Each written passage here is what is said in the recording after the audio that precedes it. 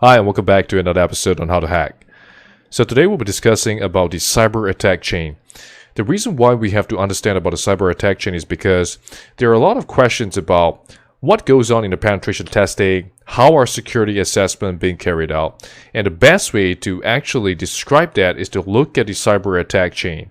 So in this case, cyber attack chain is of course developed by Lockheed Martin, and it is to help us understand and visualize the step-by-step process of how hackers actually go after specific individuals, a particular enterprise that they have been hired to go after, or if they are state-funded hackers, state-sponsored hackers, and they have a particular agency in mind, and they are supposed to go after them.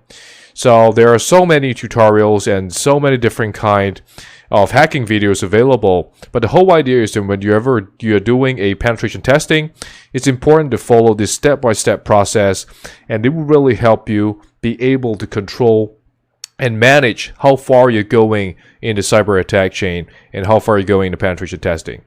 So on the left side, we actually have the different phases, and of course we have 7 phases. So here we got reconnaissance, which is about finding out information on publicly available websites. And of course, we have weaponization as number 2. So this is about how we can create the payload, whether it is a fully undetectable payload, a macro XL. It's about how we can weaponize it. And delivery, are we going to use a USB? Are we going to send a phishing email? Are we going to send an SMS? So again, those are the delivery mechanisms that we'll be using in terms of putting the weaponization or the weaponized payload into the system. And of course, we have our exploitation. So exploitation is a way for us to actually attack into the system. So it will execute the particular exploit that we have created in number 2, which is the weaponized payload. And number 5 is installation. So we'll install the malware into the system, into the mobile device, or any IT assets that we have our hand on. And this is when we go into number 6, where we have command and control. So whenever you're looking at the tutorials, you're looking at Metasploit framework as the command and control center to manage and control many of these devices. And of course, the final thing is on actions and objectives. So this is, what are we trying to accomplish? Have we achieved our goal? What was the goal? Was it for personal data? Was it for credit card information? Was it for financial data? Was it for state secrets? So again, all these are the things that we're looking at in terms of the cyber attack chain. So of course, why discuss the cybersecurity Q chain? So it's really important whether you're talking about the Q chain or cyber attack chain, because many enterprises or users can be victimized by many of these cyber breaches. And over here we can see the different companies that have been compromised. And again, it all follows the same steps. So if you read up about the hacks that have happened, you recognize that many of these hacks that have happened follow this specific step. So if you manage to get a detailed report on it, you'll be able to see how the hackers actually carry out the attack, and it is very similar to what you see in the cyber attack chain, all the cybersecurity Q chain. So the first step is about reconnaissance. So reconnaissance is about finding publicly available information using whois, using domain name servers information, look up on their servers, and be able to find out what data they have using Netcraft, using all these different kind of publicly available information, including also on Google searching to find out usernames, passwords, more things about the domains, going into the dark web, finding accounts, data or passwords of this particular enterprise, and getting those data there. So again, the characteristics of this, it could range from minutes all the way to weeks and months trying to find out all this data. And because a lot of users have social media accounts, so again, those are good places to also start off at to find out more details about an enterprise, about the individuals working in the enterprise. So this is what we call passive reconnaissance. We are trying to find out all publicly available information, not directly interacting with the enterprise. So do note on that. And of course, this is where we have the active reconnaissance. So active reconnaissance means we are probing the system. So whenever you look at Nmap that we have been using in a number of the tutorials, we are trying to get details about the services of the systems and the servers that are available inside that particular enterprise. So we are actually trying to probe directly into the system, looking at fingerprinting, reconnaissance. We are working and we are pinging the system to find out more details and data. So these are information that we can find out immediately from. So again, active reconnaissance and passive reconnaissance are very different in terms of trying to find out all these details.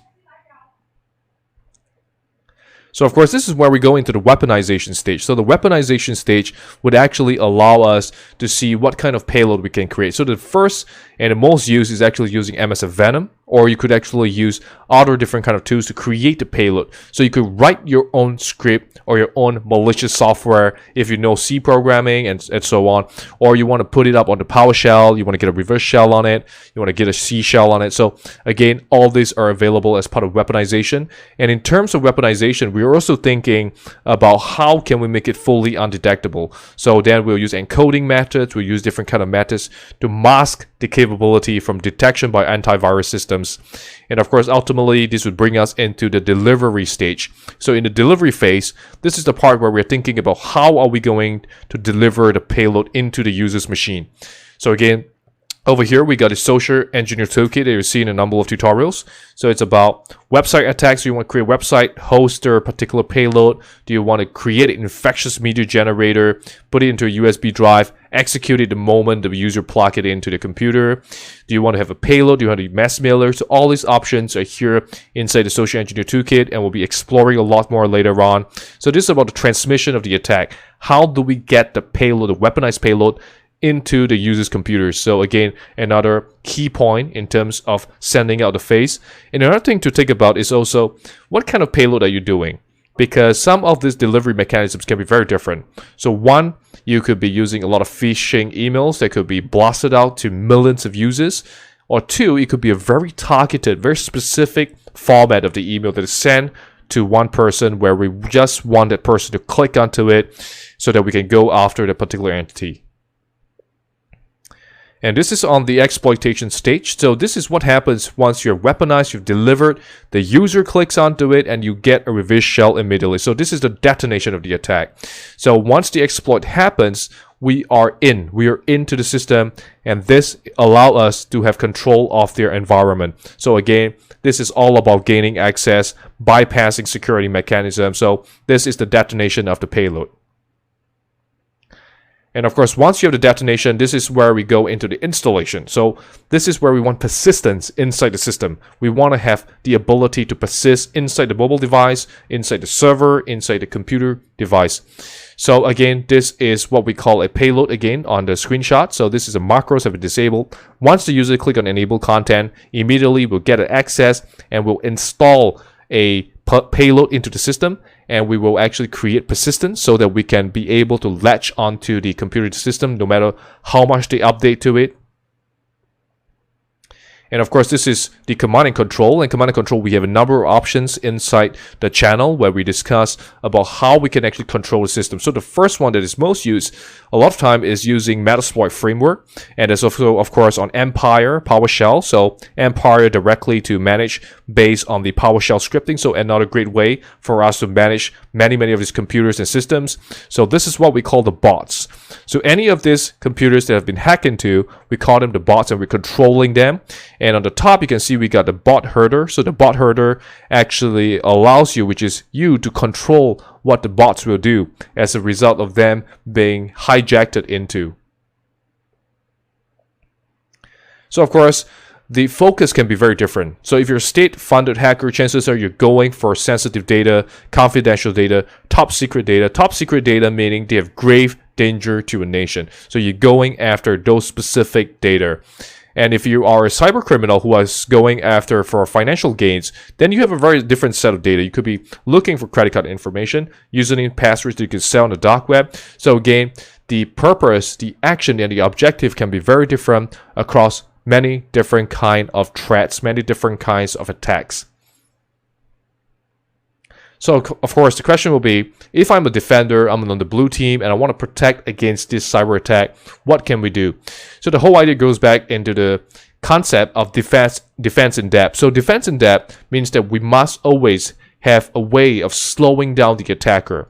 So if a state-funded hacker, someone who is persistent in trying to get into your enterprise, getting your data, what we can do is to slow down the person as much as possible and keep changing the different kind of security mechanisms or countermeasures that we have in place that will take a very long time for the hacker to go after you. So If you're managing an enterprise, you may have thousands of computers, endpoints, servers, and so on.